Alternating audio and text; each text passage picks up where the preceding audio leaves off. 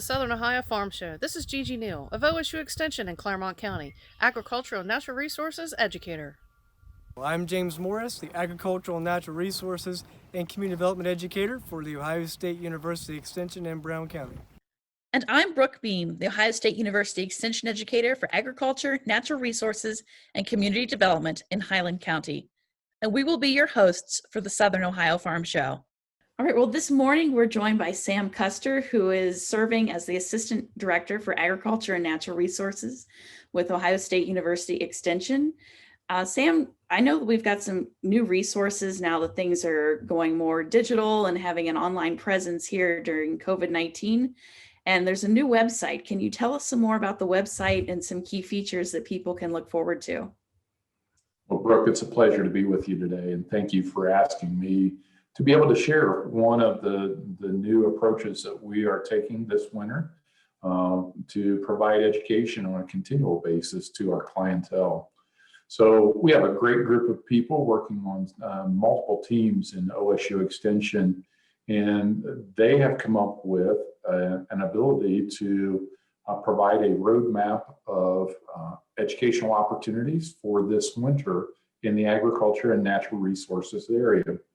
So if you go to our website at agnr.osu.edu/programming, you'll see a map of a typical agriculture setting with animals, plants, energy, greenhouses, all types of agriculture there. And we have balloons to each one of those areas that identify a basic programming area. And our teams have put together educational opportunities for this winter that are already populated in that website. We look forward to adding additional programming as they're developed this winter. But right now, for instance, if you go to the livestock and dairy area, you'll find programming in to get your certified livestock manager credits, programming on Ohio Cow-Calf Outlook. There's also virtual pasture for profit course programming out there, and a whole array of other meetings that are available. So we know this year that there are going to be very few face-to-face meetings provided by Ohio State University Extension. The team wanted to come together and provide our constituents with the opportunities to attend the great meetings that we have. And I am really, really thrilled to say the teams have put together excellent meetings that everyone will be able to take part of. In addition to attending the live virtual meetings, those meetings will be recorded and available for people to watch at your convenience. So we will be bringing OSU Extension to you all winter long from Ohio State virtually.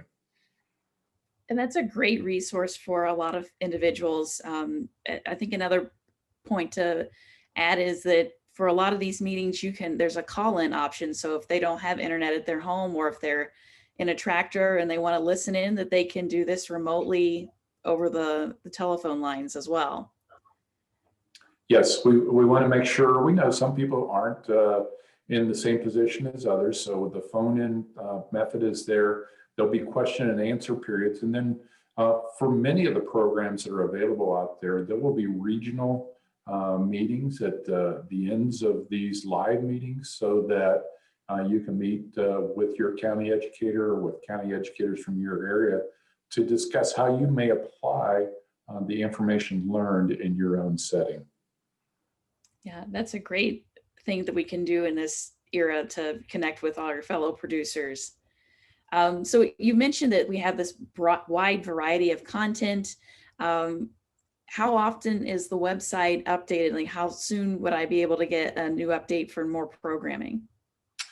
Brooke, we hope that all programming will be up to date just as soon as we get that. So we have a work study student at Ohio State that is collecting the information, and daily she'll be entering the new programming. So if you don't see offerings that interest you, I would encourage you to check back, maybe not daily, but on a weekly basis to see what new programming in the areas of your interest.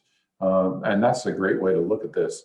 You don't have to search over the livestock and dairy section and all the offerings there if your true interest is in urban agriculture. You can just go to the Urban Ag site and download those programs that are available, check in, see when the registrations take place, and get all set. So they'll be updated regularly. Very good. Well, we definitely want to make sure that everybody's experience is tailored to their production and their interests. And I know another subject that while we're talking about our digital programming and how things are changing for the winter is how we'll be approaching the private fertilizer and pesticide recertification. Can you give us a few updates about those changes as well?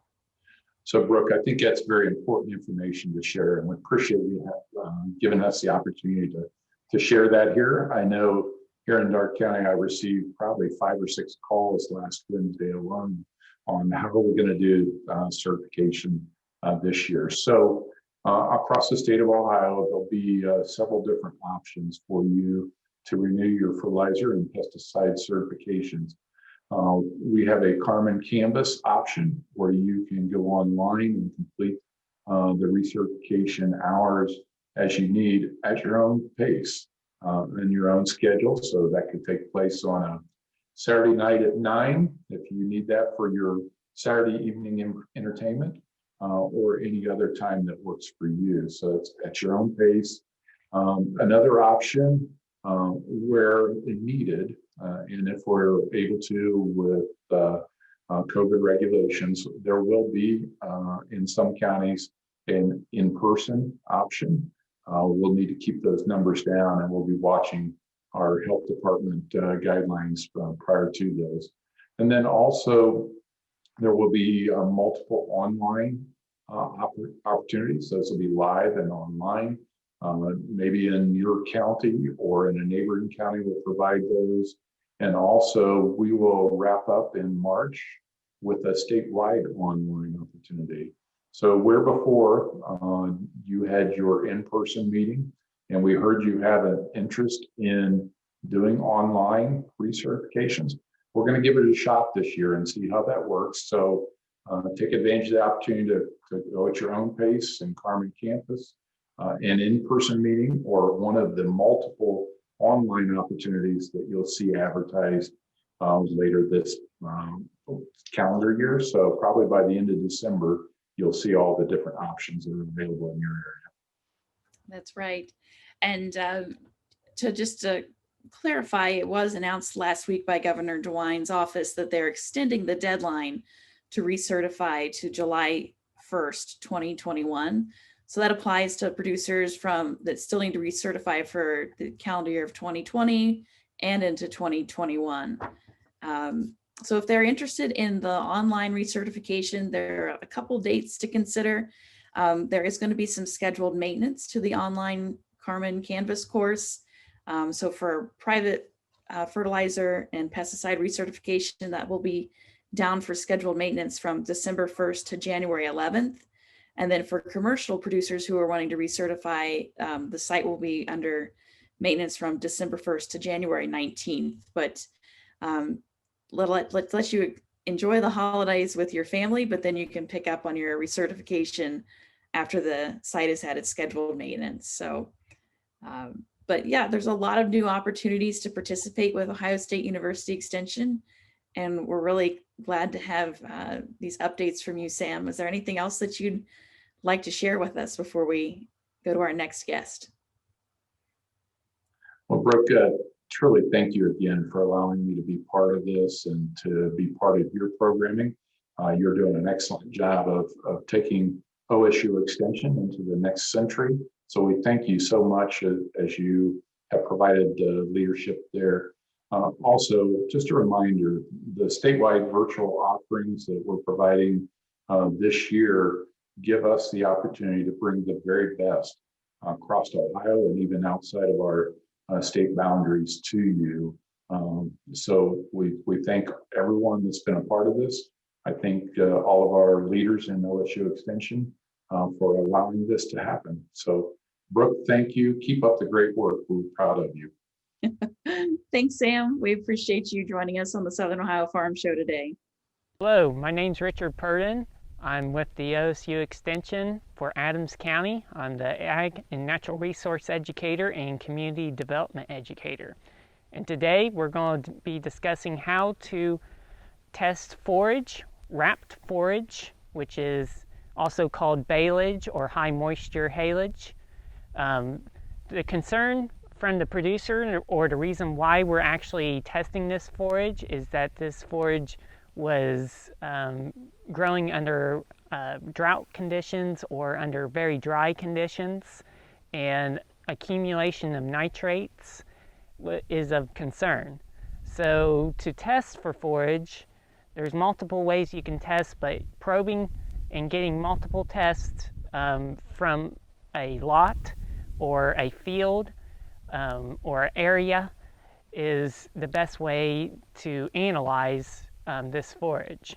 So when you're testing your forage, you want to make sure that you know what type of forage it is. That way the sample or the lab knows what type of forage it is, and also how many bales that you actually have out of that field or lot.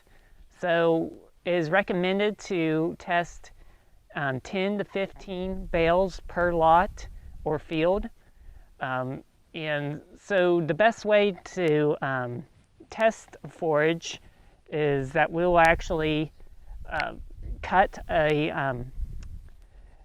into the side of the bale. We'll cut a little slice into the plastic, right into the side.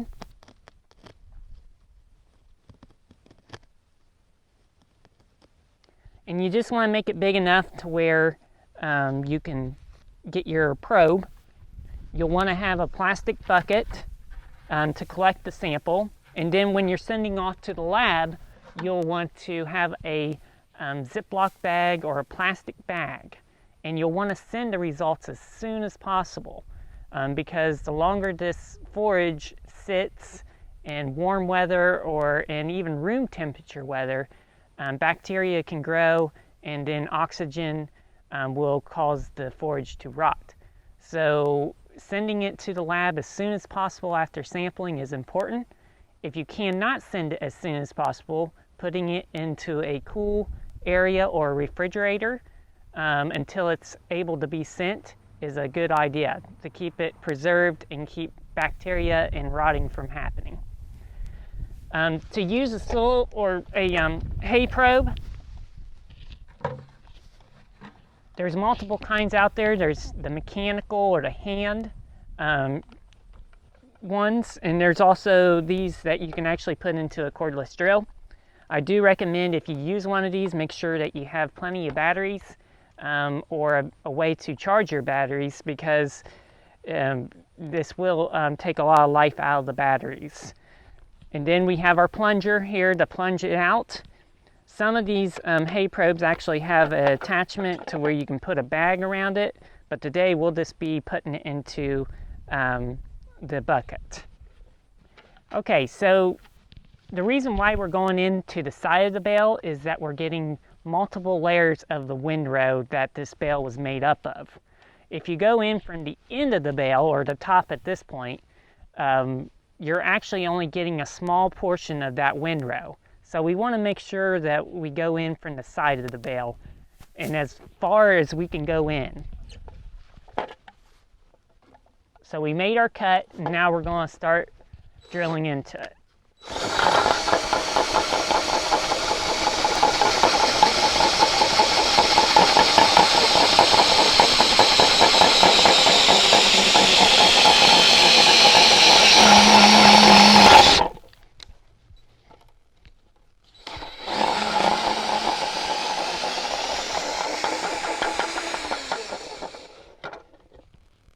Okay, so we got about that far into the bale, so we got a good portion of that bale layer.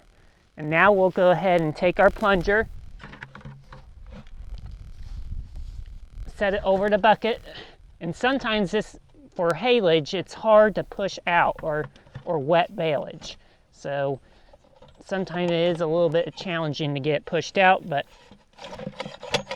we'll just put it in there. And then you'll want to go down the row, like I said, 10 to 15 per lot or per field or per area.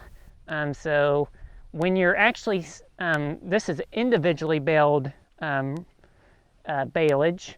So these can be moved in different areas, which is nice because you can actually keep lots separate much easier than in line or one continuous wrapped line. So if you have any questions on baleage or wrapping or testing your forage, you can always give me a call. 937-544-2339 is our office number. If you have any questions about it, talk to your local extension agents. They should be able to help you out with any questions or concerns. Greetings, my name is Tim McDermott. I work for OSU Extension here in Franklin County, and today we are going to be talking about how to be holiday safe with our furry friends.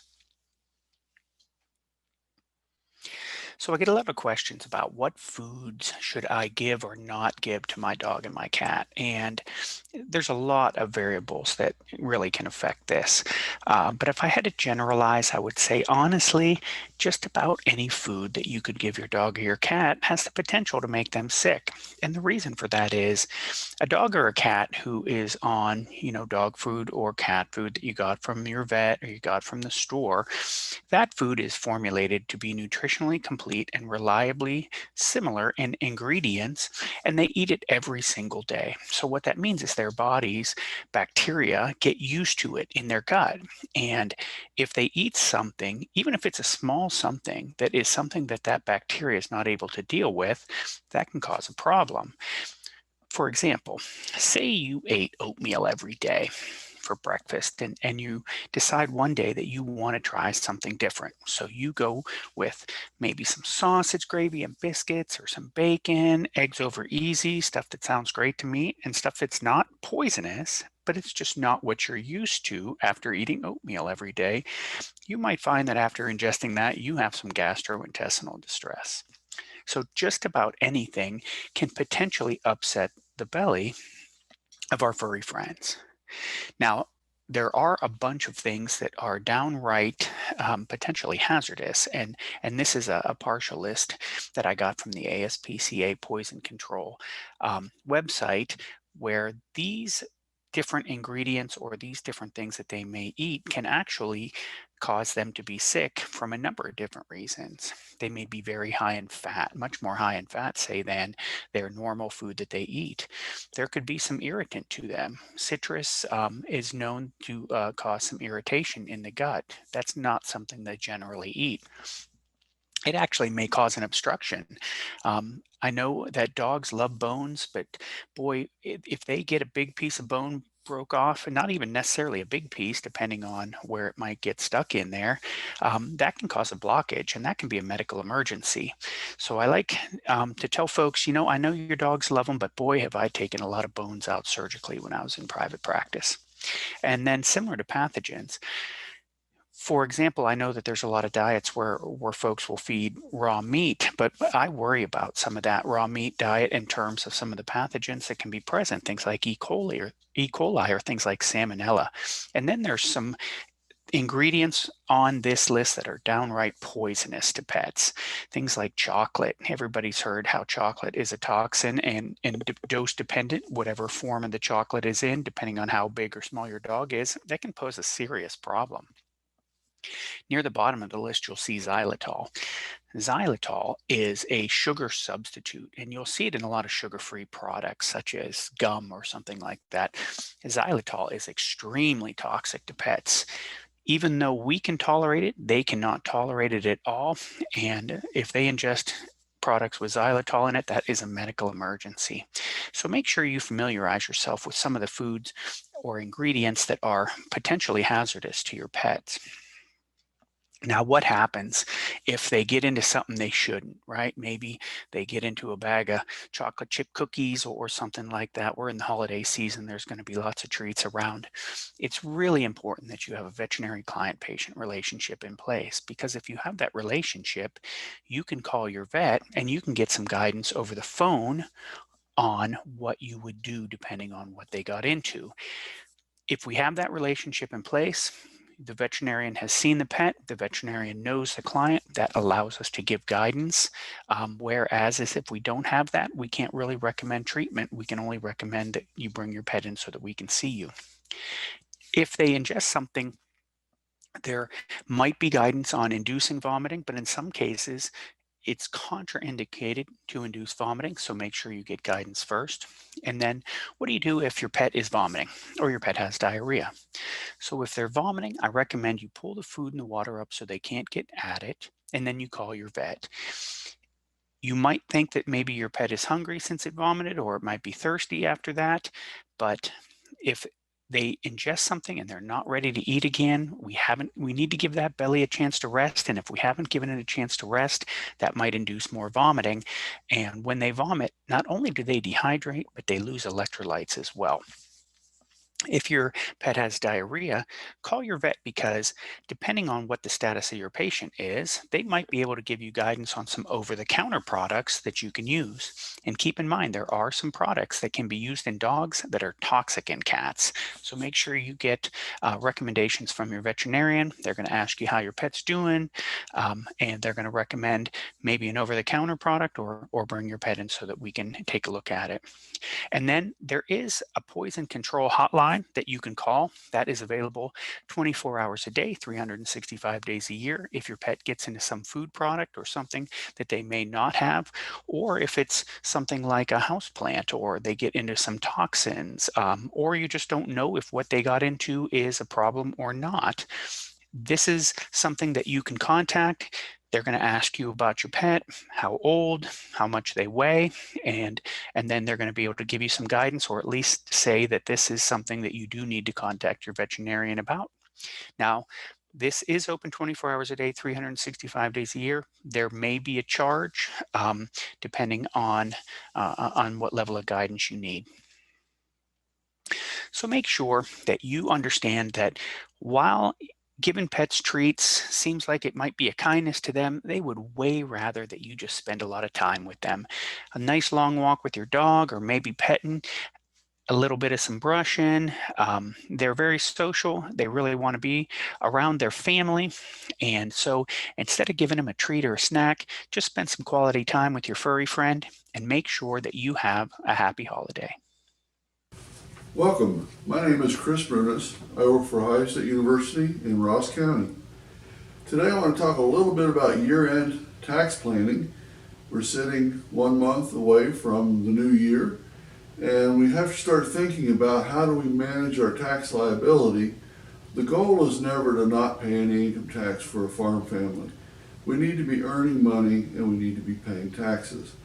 But in order to do that, we have cash accounting available to us, which allows us to take away those variances. So if we have a really, really profitable year one year and a not so profitable year the next, we can try to stay in that same tax bracket. So there are some tools that we have to do that, and I'll get to those in a minute. But first, let's talk about all the different income streams that we have coming into the farm this year because of COVID, because of low prices. There's a whole host of reasons. And so the first one is, let's talk about farm bill payments, and whether that's through the ARC PLC program or whether that's WIP payments. I know there was an area close to me that there was a significant amount of money came out in the WIP program. All of that income is deemed taxable income, and it must be claimed in the year that it was received. Second would be the coronavirus food assisted program. There was round 1 and round 2 of that program. And that affected some people that have never gotten government program payments before, mainly our livestock producers and our small fruit and vegetable producers. Again, that is considered taxable income, and it cannot be deferred. It's taxable in this calendar year. We also had the emergency income or the EIDL program, which was a loan, but there was two pieces of that program. The first piece was the immediate payment, and then there was the loan. Well, that immediate payment started out at $10,000 and then was reduced to $1,000. That's treated as a grant, and it again becomes income in the year that it was received. The last one I want to talk about, and not a lot of farmers took advantage of this one, but some did, is the payroll protection program, where there was money available so that we didn't have to lay employees off. Even if you were self-employed and income was looking really, really bad early in the year when this came out, you could have gotten money to pay yourself your income that you would have generated from the farm in a typical year. Again, that was forgiven, or can be if you meet all the right criteria. So if you have met all the criteria to have that loan forgiven, then we can't turn around and deduct the employee expenses that was created, or we use those monies to spend.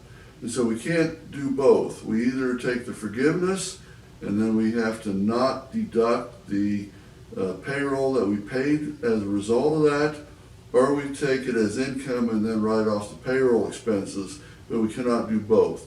So that's all the income things that I really wanted to talk about today. Next, I want to talk about like-kind exchanges. Like-kind exchanges are no longer available. This changed last year already for equipment trade-ins.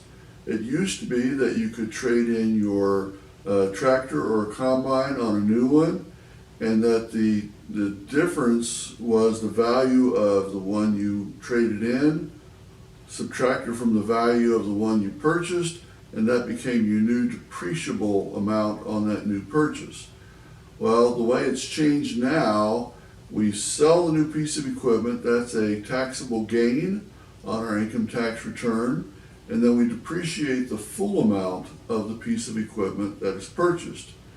Now, if we have enough income that we can use Section 179 or bonus depreciation, we can make that income from the sale of the tractor disappear through depreciation. And so our net effect probably isn't a whole lot different on our federal tax return as it has been in previous years, but we don't have that same tool to use in terms of the bonus depreciation and accelerated Section 179 depreciation on our Ohio income tax return.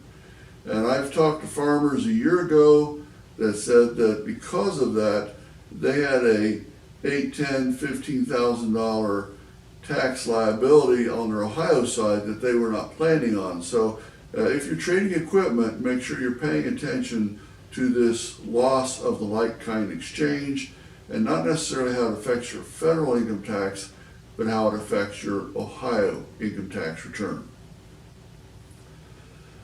The other thing that I wanted to talk about briefly is, as we start thinking about our tax return, the goal is never to have zero income. We need to be making money, we need to be profitable businesses, but it's to level that out. The last thing before I conclude today, I want to talk about the changes in the 1099 forms. For the last several years, if we had a contractor, custom hire, custom harvest, we would issue a 1099 miscellaneous. Well, the IRS has brought back, we used to have in the 60s and early 70s, the 1099 non-employee compensation, or NEC.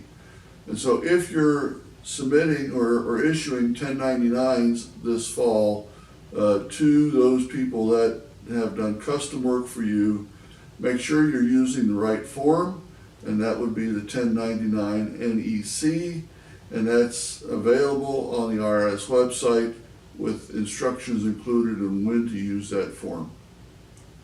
Again, wishing you and your family a Merry Christmas and a great tax return.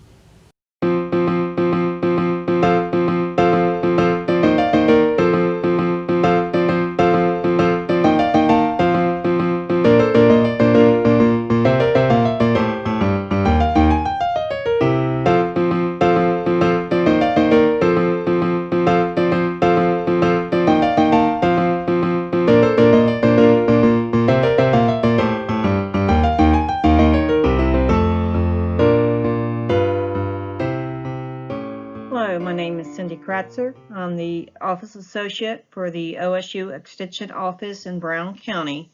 Today, I would like to share a recipe that is a Southern Ohio Brown County favorite called peanut bars.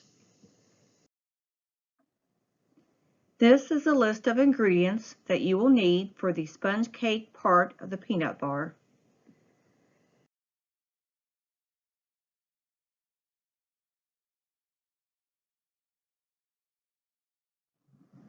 In a mixing bowl, beat 4 egg yolks for 1 minute and then add 1/4 teaspoon of salt.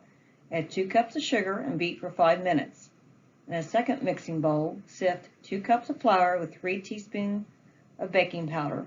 Add 1 teaspoon vanilla that you have added to your 1 cup of water and combine with your first mixture. Fold in the 4 egg whites that you have beaten stiff.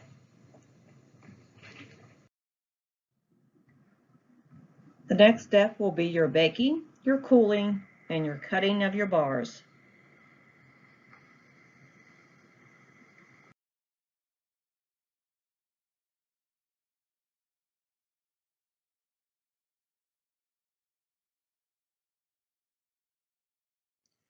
The ingredients you will need for buttercream frosting are 1/2 cup or 1 stick of butter, 4 cups confectionery sugar, 2 teaspoons vanilla extract, and 1/4 cup of milk.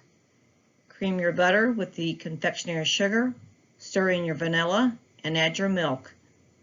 If the frosting seems too thick, or if it seems too thin, add additional confectionery sugar or milk as needed. You will find that right consistency. Choose salted or lightly salted peanuts and purchase 2 to 3 regular sized cans. Ground the peanuts using a food processor. Place the ground peanuts in a shallow dish, icing all sides of the peanut bar. Roll your bar in grounded peanuts. Place on a cookie sheet and let the peanut bars rest for a few minutes before storing. You can wrap them individually with plastic wrap or place them in an airtight container.